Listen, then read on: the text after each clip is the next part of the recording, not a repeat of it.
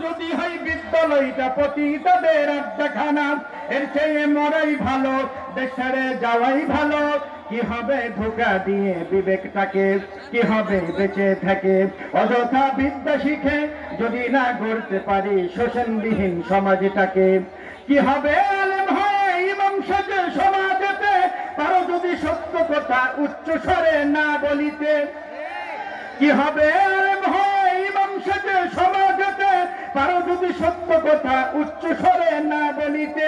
চাকরির ভয় করো যদি ছেড়ে দাও ওই না গদি, কি হবে ধোঁকা দিয়ে আল্লাহকে, কি হবে বিবেক, কি হবে বেঁচে থেকে অযথা বিদ্যা শিখে যদি না গড়তে পারি শোষণবিহীন সমাজটাকে।